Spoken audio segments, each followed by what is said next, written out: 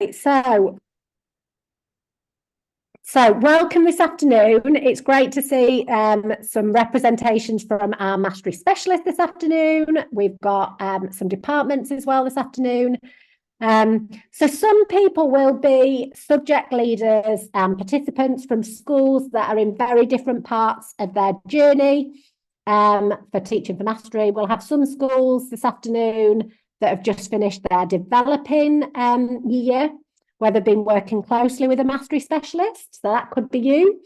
And there's some schools in here who actually might have started their teaching for mastery journey back in 2017 was the first year that we did this. And so might feel like they're on quite a different kind of place. So just a reminder that, in fact, before I do that, we've got some representations from the Maths Hub in the room. So we've got myself, Nicola, Fareham, so I'm Maths Hub lead. So you might have had some connection with me this year, you might not have done. I'm hoping that you recognise me from at some point if you've been involved with anything to do with the Maths Hub. We've got Leo Carne and Paula Kelly, who both share the secondary assistant Maths Hub lead role, who are here. And we've also got Helen Billinge, Max Webster and Peter Thompson, who have been work group leads for the sustaining work group. So you will recognise some faces that represent the Maths Hub today. So like I say, some people in here will be, this year you've done a developing year where you've worked with the specialist and you're going into that sustaining year, where you get a little bit of embedding support in the first year. Or you also might be in the sustaining, and you could have been in the sustaining for the last 7 years, so quite a while. And what's really important to us is that we are offering something that is for everybody in this community, okay? And we want it really to be a community where we can all work collaboratively together and continuously develop our own teaching and be able to influence within the whole team. So we'll have some heads of maths in here who might think, what should I be doing? Because I'm not part of the sustaining work group, whereas we see the sustaining work group being something that the whole department can benefit from.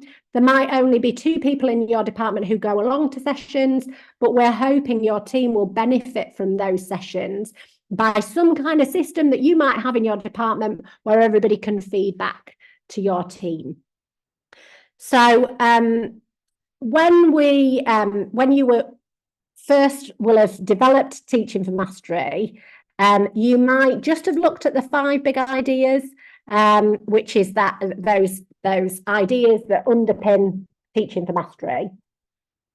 But really encompasses great teaching, and like any great teaching, really we are lifelong learners of that craft of teaching that we want to develop each year.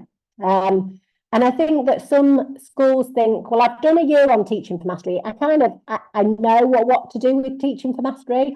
Or, I mean, an anecdote that we were talking, I was in with subject leaders today, and an anecdote that we were talking about was actually, as teachers, we think we're kind of done with knowing how to teach really well when we've done our NQT year and we're qualified to teach. Whereas there's always lots that we can learn. And actually, even in 2022, we'd been working as a Maths Hub on these 5 big ideas, and we talked about what teaching for mastery is. And actually, that was exemplified further in 2022 when this essence document was brought out. And I'm sure you've seen this before, it won't be completely new to you. But I always reflect on this and kind of pick out things that actually, there's still things that for me and my department, we still need to work on in teaching for mastery. And so there's kind of elements of this that I think kind of make me think, oh, that's also teaching for mastery, is it? Okay, so one of those things is that maths teaching. Let me click on this. Maths teaching, it's a bit blurred actually. Teaching for mastery assumes everyone can learn and enjoy maths. So it's really around kind of how children behave as well when they've been taught maths really well. And how do we encourage them to really enjoy it? Teachers continually develop their own specialist knowledge for teaching maths, working collaboratively to refine and improve their teaching. So how can we encourage the members of our team to work collaboratively? Well, part of that is working collaboratively with other teachers in other departments and sometimes bringing back some of those conversations. So today, I know I'm always learning things. I've been teaching for 20 years, and today I was shown how you could use the vertical method of expanding double brackets. I thought that's that, I've never seen this method before, and it was just completely new to me today. And I was able to kind of evaluate whether was this better than my normal approach. My normal approach would be maybe to expand two brackets using the grid method. Is this a better approach? Well, it might link in with that vertical method for multiplying from primary school, but is it going to help when I'm factorising? So these are kind of some of the things that we might discuss within our groups. In a typical lesson, the teacher leads back and forth interaction, including questioning, short tasks, explanations, demonstration, and discussion, and enabling pupils to think, reason, and apply their knowledge to solve problems. And I think this is a really interesting one, because when the new specification came out in 2017, this was something, problem solving and discussion and reasoning. As teachers, this was something we tried really to develop within our own classroom practice. But yesterday, I went to a presentation from somebody at OCR, and it was so interesting that actually over that period of time since 2017, students' ability to access some of these questions, it still hasn't changed. And so it just made me think, are we doing this discussion in lesson? Are we giving students chance to explain and demonstrate their oracy skills? Use precision of mathematical language. This enables all pupils to communicate their reasoning and thinking. Again, that links with what I've just mentioned as well. And key number facts are learnt to automaticity. And other key mathematical facts are learnt deeply and practiced regularly to avoid cognitive overload in working memory and enable pupils to focus on new learning. And this is an area actually that we've had some questions from different schools that have been part of the Maths Hub Teaching for Mastery programme. What do we do with these students in Year 7, for example, and Year 8 that find it really difficult to develop fluency? What do we do with those students that kind of actually their level of maths is still at the level of, Year 2? What do we do with those students? And equally, how do we develop students to move from additive reasoning to multiplicative reasoning? We'll probably think of many students that we teach, even in Year 11, that studied in the foundation paper, that you want them to do a calculation of kind of something like £19.75 times 5 or even times 20, and they'll just write that £19.75 out 20 times and then add them together, rather than doing the easier calculation of multiplying. Because they feel really safe with adding. That's often why they do it. But actually, there's so many steps that they could kind of make a mistake. So some of that frames some of the things that we're going to look at next year. But what we wanted to do first is just have a look at reviewing and reflecting what we've offered as a Maths Hub to the area this year. So this year, we actually offered 4 different pathways. There were A, B, C, and D. So A was mathematical thinking, and this was a really popular pathway this year. We offered this in 3 different locations: Nidderdale, East Riding, and York. I think that East Riding is correct, Helen, but do correct me if I'm wrong. And then we had a coherence work group, and we also had a new to teaching mastery. So we just wanted to tell you firstly a little bit about what we've done this year, and then frame what we have on offer next year. So the mathematical thinking, this is what we said at the beginning of the year. This was option A. We were going to focus on those elements of reasoning and problem solving, and that this was an area that teachers found tricky. and that problem solving was identified in that most recent July Ofsted report. So in July 2023, we had a very big section which was really encouraging us or recommending us to be thinking about how we're teaching problem solving. And also in the pedagogy and assessment section, problem solving was also mentioned there. Okay, so and there, both of those two sections. Okay, so I'm going to pass on to Helen in a moment, who has been a work group lead for one of our mathematical thinking work groups, just to tell us a little bit about what she's covered. So I'm going to click on, if that's all right, Helen, for you, because I just think it makes it a little bit easier. So do let me know when you would like me to move on. Yes, will do. I'll just say next slide, please. So could you, yeah, do you want to move on? Yes, so you picked this out as well as the key thing that came out of the Ofsted report, Coordinating Mathematical Success, was that this teaching of disparate skills to enable pupils to pass exams, but not equip them for the next stage of work and life, and weaknesses in teaching of mathematical problem solving remain areas of weakness across many schools. And that's kind of the motivation behind what we've been doing in the mathematical thinking work group. So do you want to move on, Nicola, please? So the structure of the work group to try and address this is that what we've looked at, as well as kind of exploring what we mean by reasoning and problem solving, is the main part of the work group has been focused on looking at different task types that can be used to give students those opportunities to think mathematically and to do problem solving in their daily lessons without it being too much of a burden on teachers' time. So how can we adapt tasks to build in that kind of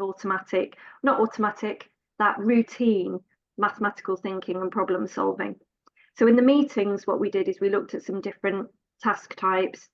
I tried to make sure there was time to actually plan some tasks in those times, and then the participants went away, had a go at these tasks in their classrooms, and then the next time we reflected on their effectiveness, and we talked about the pedagogical strategies that made them work, and then discussed how they could have been implemented better if that was needed, or what did work, what didn't work, how we might adapt them. So that was kind of the main bulk of what we've been doing.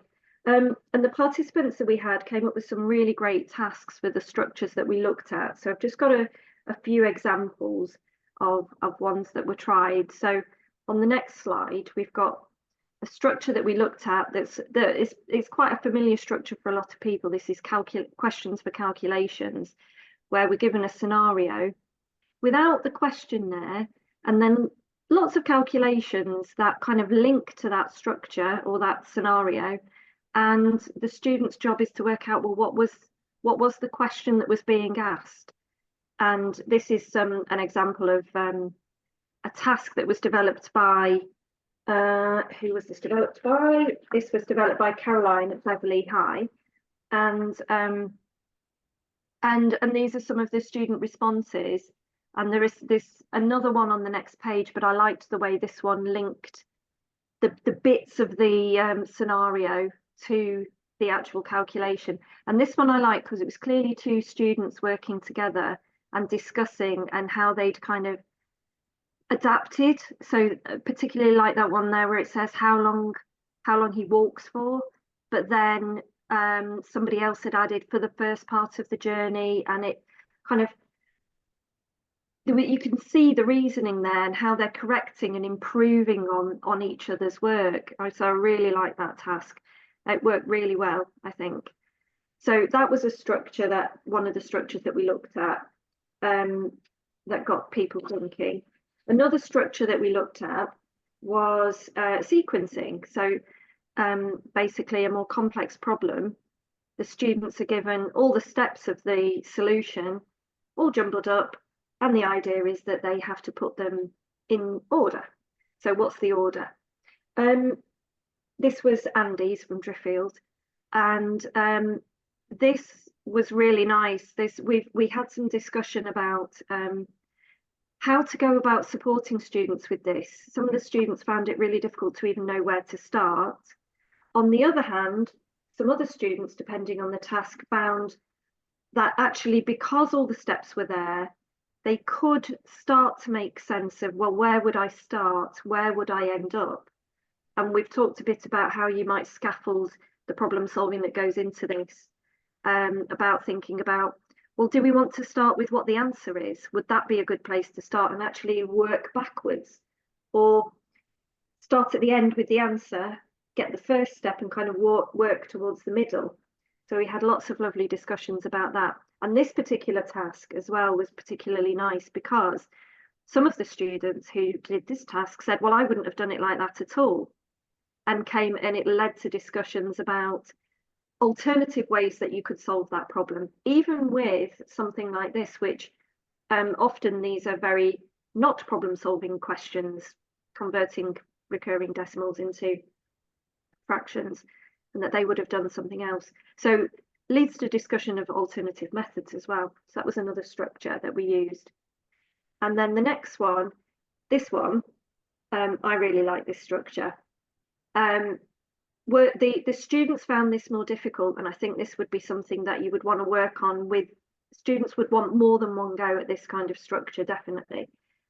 But this task, this is Tom from Beverley High, his task, and hidden in there is some extra information that you need to solve this problem. So information's been deliberately withheld. The idea is the students have got to really think really hard about what extra information they need to be given to be able to solve this problem. And I think, Nicola, I don't know if this will work, but if you press enter now, hopefully, will it do it? Yes. So we needed that extra bit of information, but I thought that was a great task because you had to really think what else did you need to be able to solve that problem, and you need that height of that little bit there. So that was fantastic. In general, oh, there's one more thing that, well, we looked at some other things as well, but I've got one more example, and this is kind of this we looked at in the last session, and this is about changing the demand of a question but keeping the mathematical thinking the same. And it comes from thinking about, this was a question from AQA Higher in 2020, which was only question 8, but only had 55% success on the higher paper. It was only on the higher paper. So the question was, what makes this so demanding? And the key things that seem to be a problem are the fact it's a parallelogram. I think if you press, there's some animation on here. So so it's a parallelogram.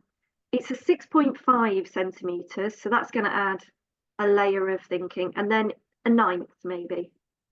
So this example actually comes from, and I can't remember his name at AQA, but the head maths guy at AQA.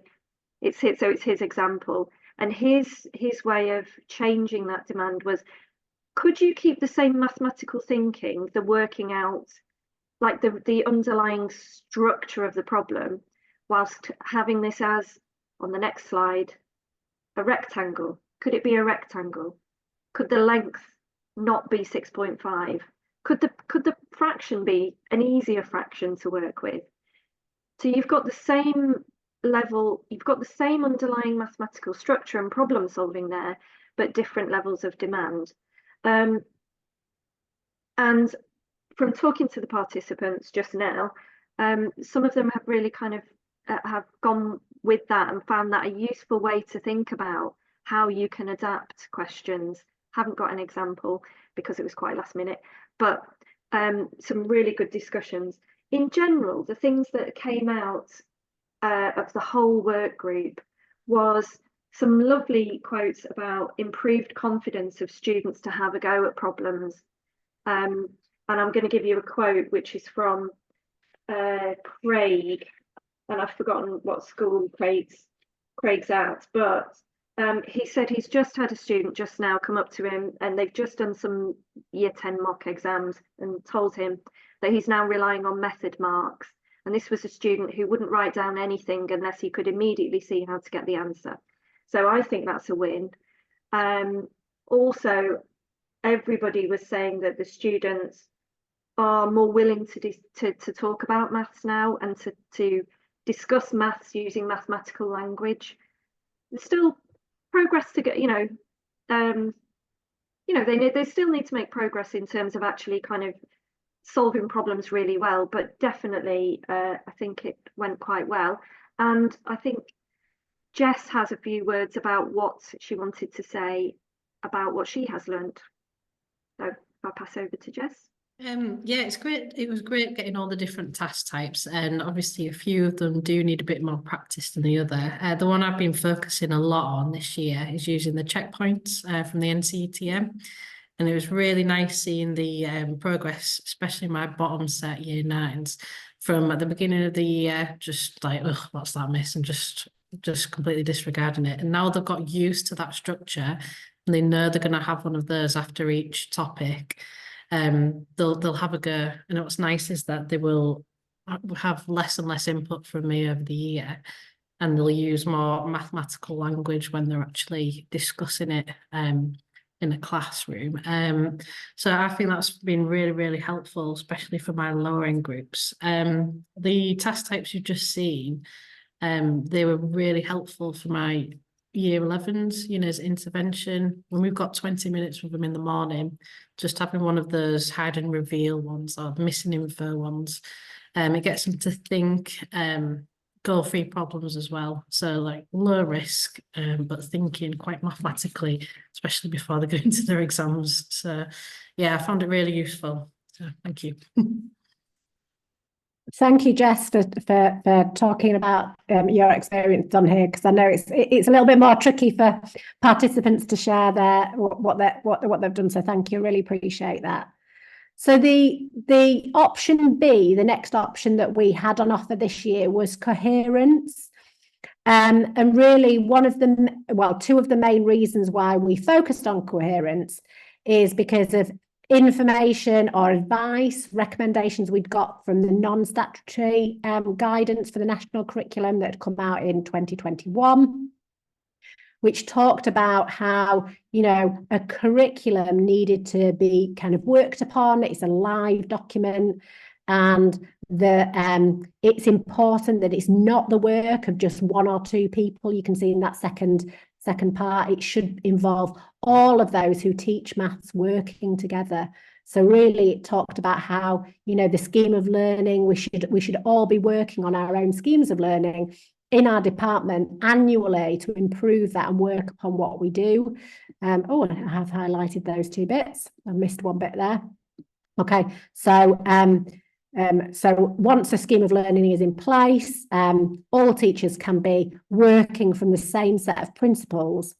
However, translating items into a scheme of work into the sort of lessons teachers want their students to experience is not a mechanical process, but one that requires discussion and debate, establishing some form of collaborative planning where colleagues work together to plan lessons is very beneficial. We also had the recommendation in the Coordinating Mathematical Success that the curriculum specifies mathematical methods that leaders want all pupils to learn, and that these form a coherent, forward-facing, so really helpful for that next stage of learning, rather than a collection of disconnected algorithms and tricks. So for this year, we had Leo leading this work group. So Leo is going to tell us a little bit about what he's covered in this work group. Go for it, Leo. Okay, thank you, Nicola. Yeah, so on this slide, it's going to click down and go through these 4 things. The idea behind this was to always keep a focus on what and why we're doing this in the coherence group. So if you click once, Nicola, it will say the first one, which is we're not rewriting whole schemes of learning, as the suggestion in the recommendation in the Ofsted report was, updating, refining, and everything. In our group, we wouldn't be doing that. We'd be looking at a bit. We would just focus on one topic. So yeah, on the green one, we'd be focusing on one topic, which they can then use as a model. And then in the black one, the next one down, the aim always is to take this learning back into your department and develop it further with other topics and everything that you think is important for your team. And then the last one is just because we are a team as well.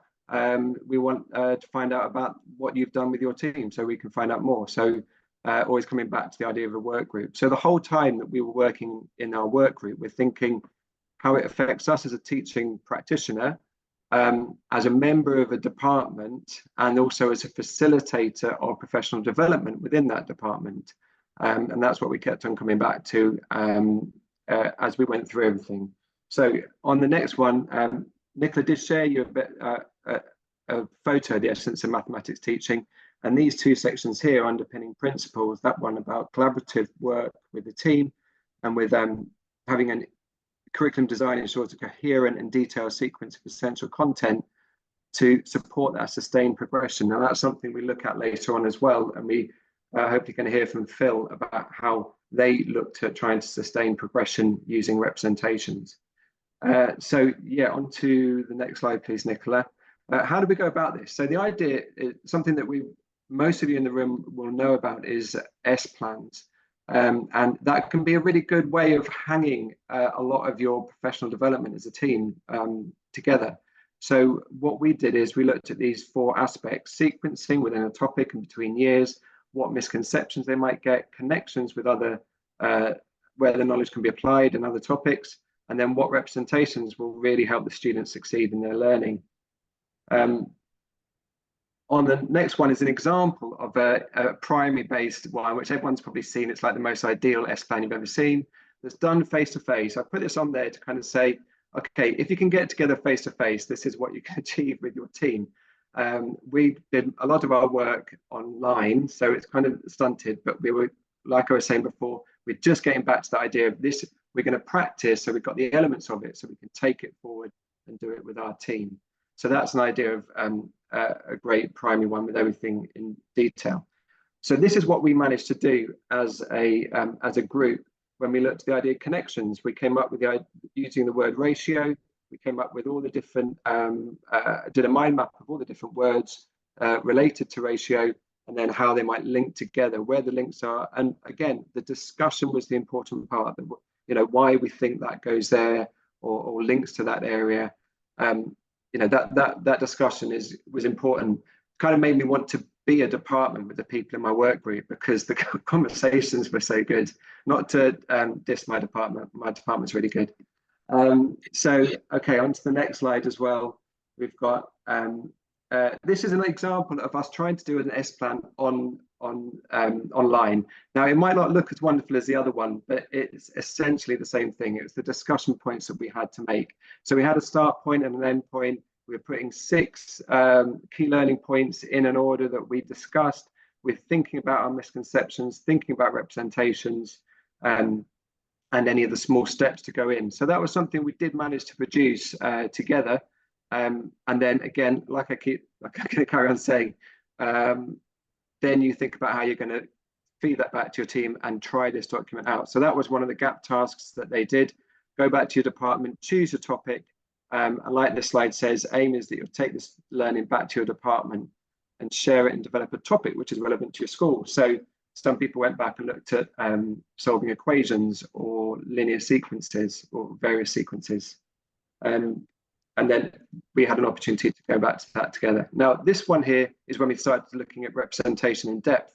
And again, the purpose being, this isn't the only representation, but look how deep you can go into representation as a group of professionals together.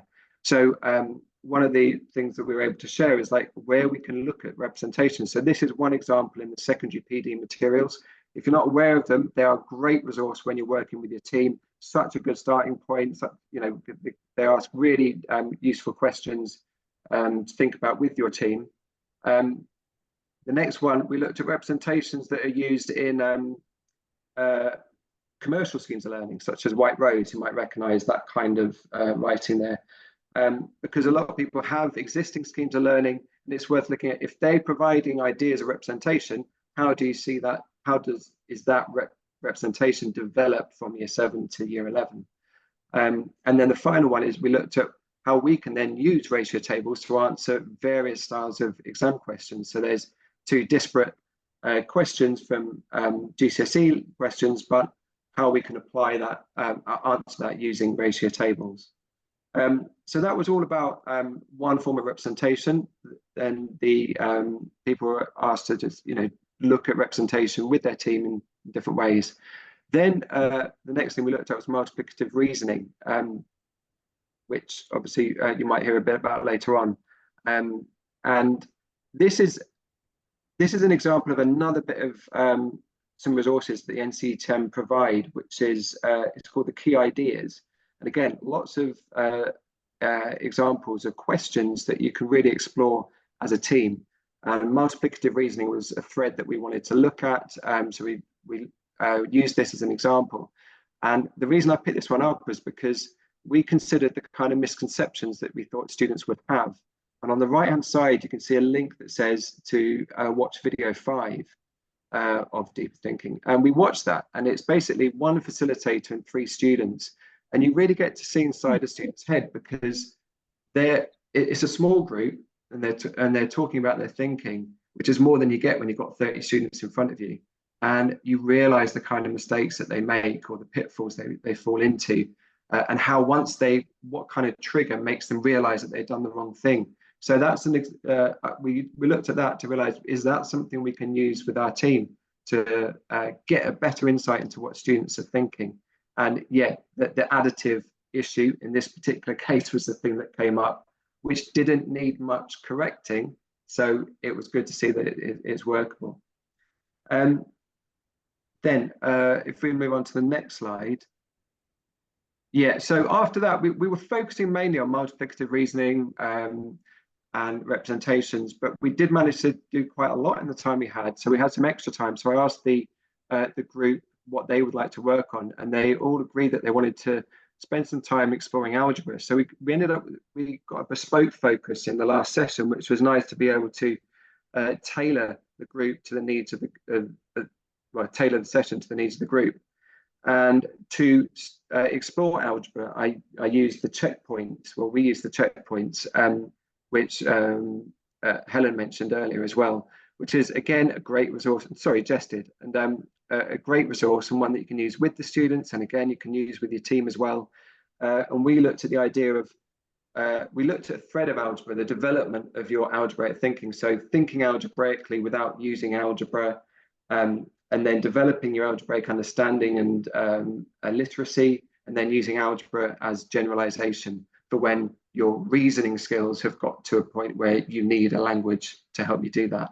And that was really nice to be able, for me as well, to be able to respond to the needs of the group and explore it together. I think that might be all the things that we did to hit together. And then Phil hopefully is going to feedback about something that he's done with his team. Yeah, thank you. Yeah, I think my main takeaway from the whole work group this year has been the key to coherence is consistency. So we've really been thinking about everything we do, but how can we start to formalize that, and how can we actually start to work together as a department more consistently and be explicit on the things that we do moving forward. So all these structures and all these things we've discussed as a group are fantastic, but I think it's more important that everyone's doing it. I think that's the power of what it is that we're doing. So for example, we discuss something like ratio tables that Leo's talked through. One of the things we were discussing sort of throughout in the background was the concept, you mentioned, Nicola, about the grid method and that approach, and how do we tee that up throughout a coherent curriculum all the way from 7 through to 11. And so thinking about right to the very start in year 7, and we think about, the column method as the most efficient method, and we sort of introduce it that way. But actually, if we can push the grid method as a concept a little bit harder earlier on in year 7, it makes that sort of coherence much nicer, thinking about expanded brackets in year 8, and then longer multiplication, expanded binomials, and you can see compounds. So it's not an S plan, but it's showing you that coherence of a calculation method all the way through. And so we're just trying to be more explicit and clear as a department on what that looks like. And so it's those structures that we've been discussing that I've been thinking about how do we embed that as a group. So yeah, I think for me, I'm just finishing my ACT program now, so I'm still taking a lot on board, but there's a lot of comprehension kicking in that I'm just spotting these patterns now beyond the day-to-day planning that I can see actually there are strands here that we have those discussions as departments. We've got everyone on the call here today, and we've all been in different work groups throughout this year. So that's, you know, added power to our group actually moving forward, that we've all got elements of these different groups that we're coming together to discuss in CPD sessions as well. So yeah, just, I mean, this setup is here, and thinking about the impact on students, it's still quite early days, but I think that, you know, in the years to come, in the next year or two, we should start to see the current year 7s, year 8s, they have these strategies, they have the go-to strategies in mind that makes everything more accessible further on. So I can see the framework there, and we can see the structure. And like I say, if we've got that consistency across all of us, any student across, you know, any classroom can go into next year confident with what they're going to see and be taught. Thank you so much, Phil. And again, like I said to Jess, it's so powerful actually hearing from people who've experienced being part of these work groups themselves. So the third kind of strand that we offered, this kind of option, the fourth strand that we did offer maths and science, but we didn't have enough people signed up to offer that.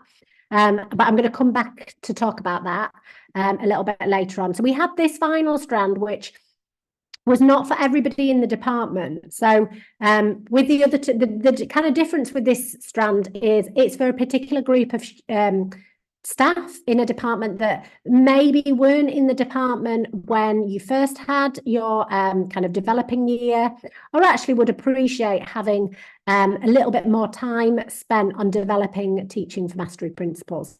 So I led this year. It was a small group this year, and we have had 3 sessions. We've still got one more to go actually, so we aren't quite finished with our work group.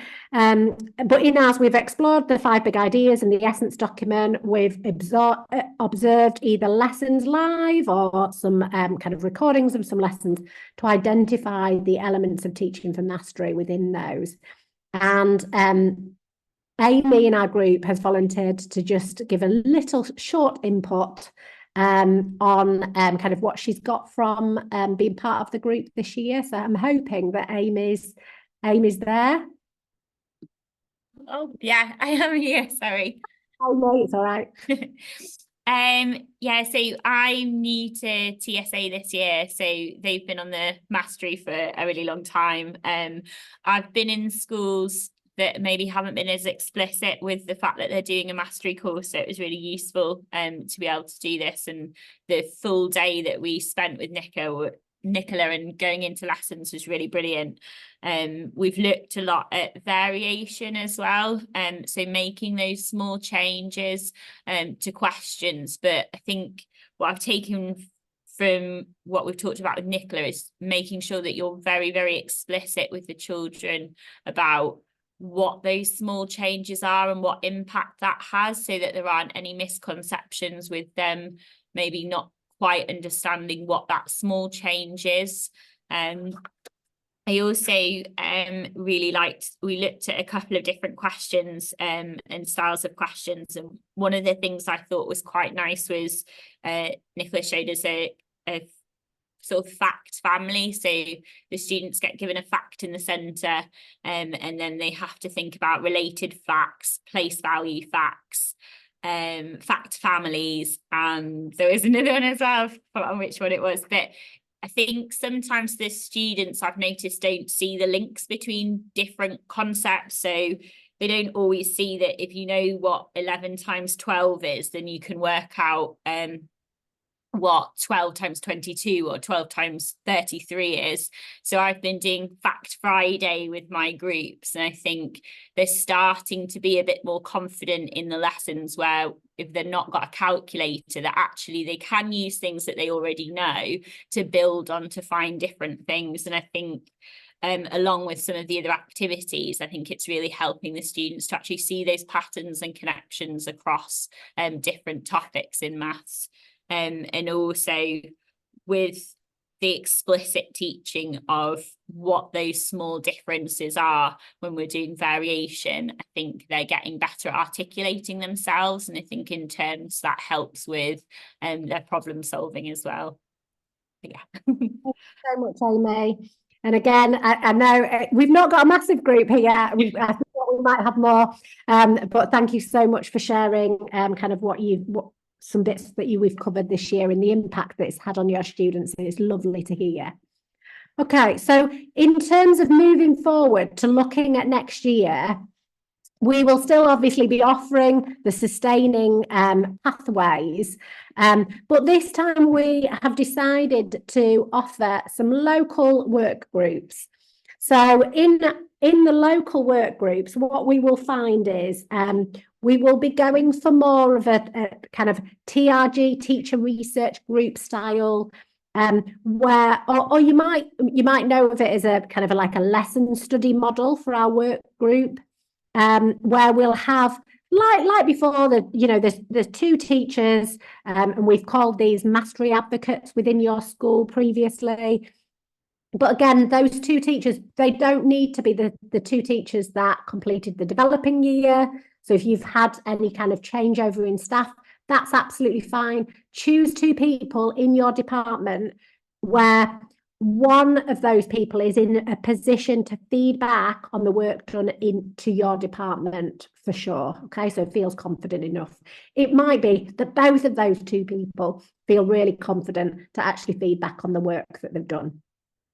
Now, this group will meet once a term in person, which is why we've created some local groups to observe a lesson planned with Teaching for Mastery in mind and have a discussion afterwards, and also look at a particular area of Teaching for Mastery. So it'll either be from the 5 big ideas or the Essence document, most likely the Essence document now, because it's normally some of these little strands within the Essence document, like some of those examples that I mentioned earlier on, that actually we need to make sure that we've got strategies to be able to develop these things and refine our practice in the departments. So that will be kind of our core offer for the sustaining work groups. So the 4 different locations, so we'll have one that will be based in the Harrogate area. We'll have one that will be based in York. We will have one that will be based in East Riding, roughly where that dot is. And we will have one based in Scarborough.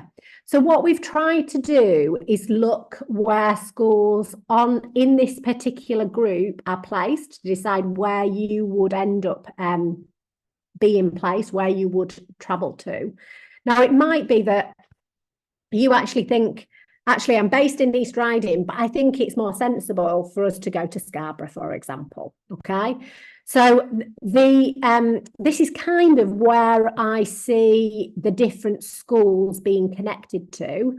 But if it is actually a different group that you think actually would you'd benefit from, do let me know.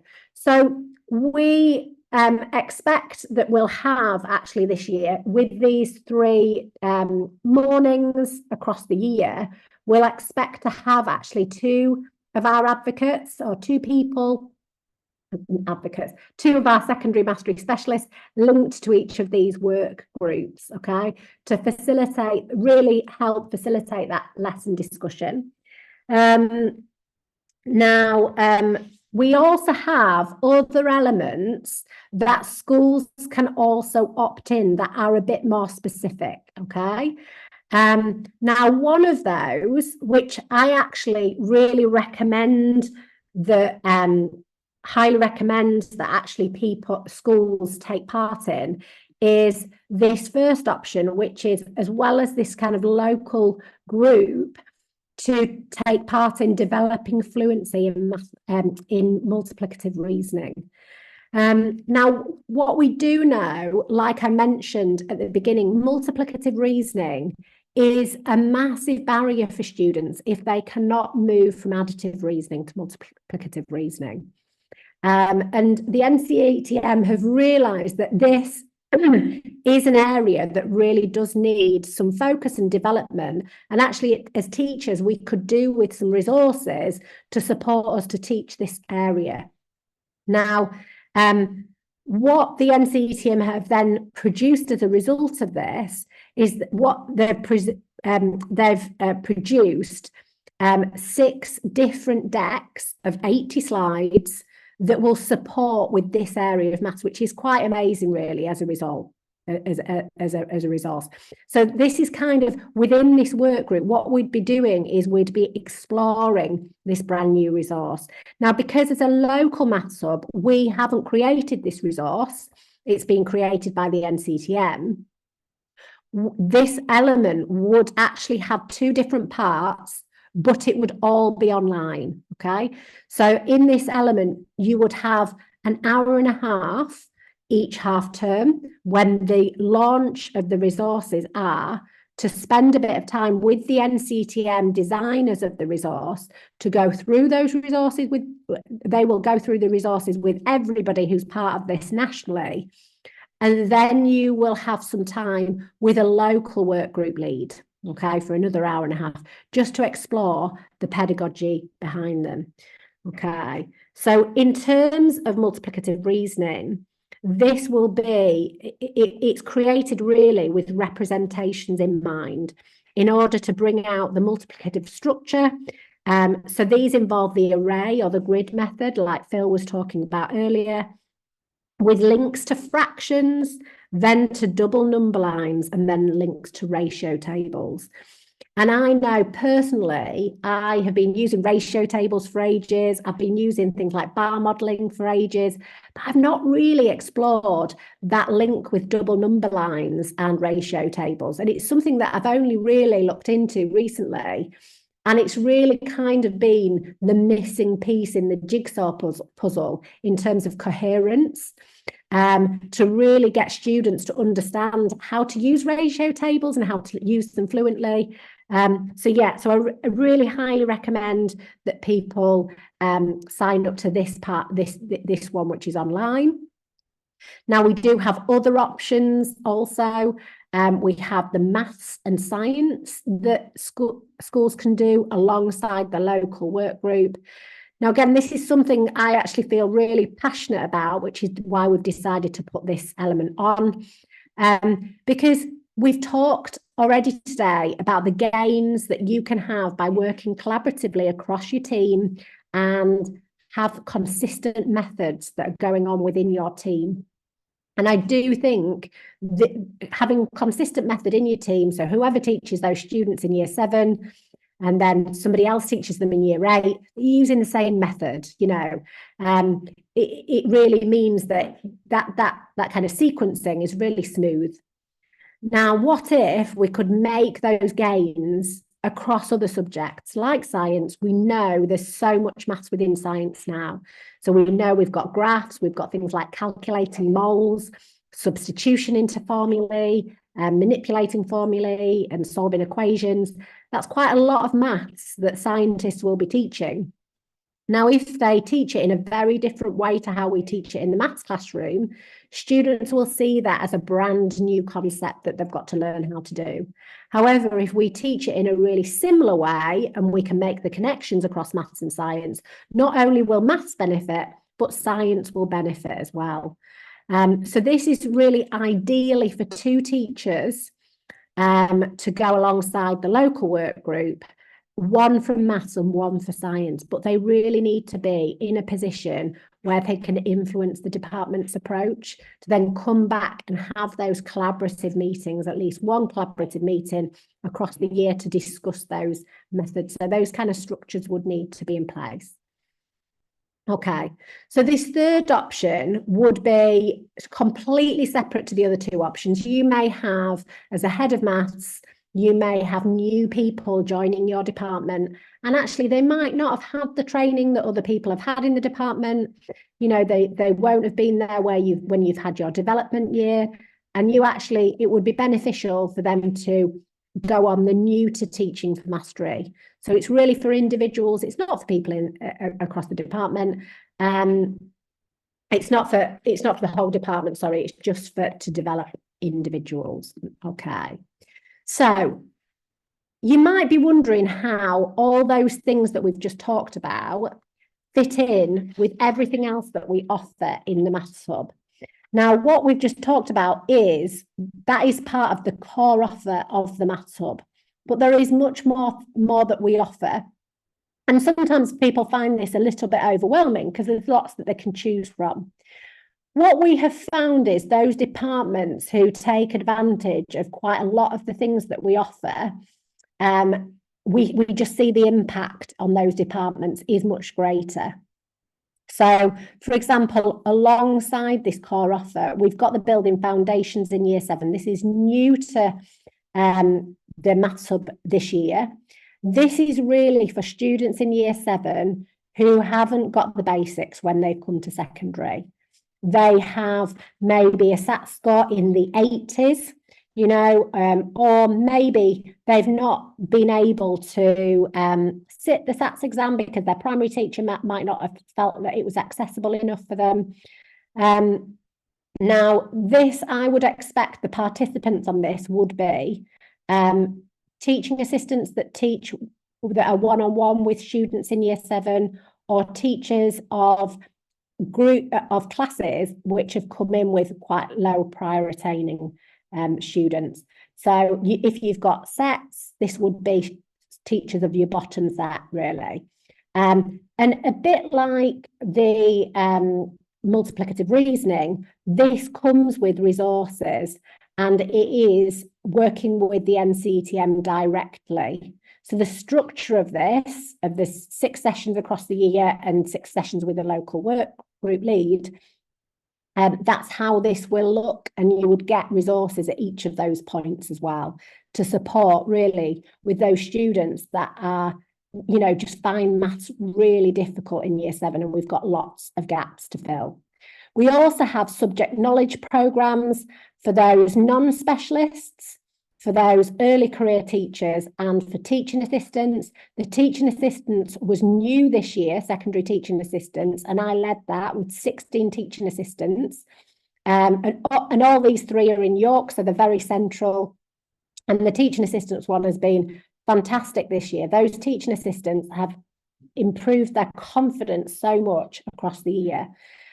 Some of those are not attached directly to departments. They might just have maths lessons as well as other subjects, whereas some people on it are just teaching assistants that are in maths departments. So it is for a variety of teaching assistants. We also have this transition work group, this year 5 to 8 continuity, which is for a couple of secondary schools with their local feeders. Currently, we've got that running in Harrogate, East Riding, Scarborough and York. But if you have not got it running in your area and you want us to have it running in your area, please do let us know. And then we've also got the post-16 work groups. The supporting low attainers to achieve level 2 is new this year. It is run by a maths teacher who is at a 6th form college, who full-time teaches resit maths. And she's been able to give us an insight into some of the strategies that they use in 6th form colleges to really reach those students who have already had a go at the GCSE and not passed. And that's been a really interesting, the feedback we've had has been from secondary colleagues who've been on it, they've found it really interesting. And we've also got developing core maths pedagogy and A-level pedagogy. And again, that's not for teachers who are new to that, although if you are new to teaching core maths or A-level pedagogy, you could come along to that. It is for experienced teachers who want to be part of a work group, want to be part of a community where they're able to discuss pedagogy in that particular area. And then we've got the subject leader community. We're running the final ones of those at the moment. Those are generally 2 or 3 full days across the year where we have subject leaders that come together. They have been local groups, but next year they will run in York. Anybody who's been on it this year, they will be invited to be part of that next year. We've had 17 in it this year, so that will be a really lovely community next year. And we've also got MAT subject lead community as well. And then finally, we offer something called targeted support to schools that really need something more bespoke than the rest of our offer. And that is for particular schools that are eligible for that targeted support. Maybe they've got a high pupil premium, maybe they've struggled with results over the last few years and need some bespoke visits. So that is for you know, if you think that's your school, do contact the Maths Hub directly, okay? And obviously you can sign up to anything on the website. And if you need any help with that, you can email the Maths Hub. Okay, so that I've come to the end of our input now, but if you have got any questions on any of the things that we're offering this year, or you have any questions about anything else Maths Hub related, please do hang on and ask any questions. But otherwise, you are welcome to leave.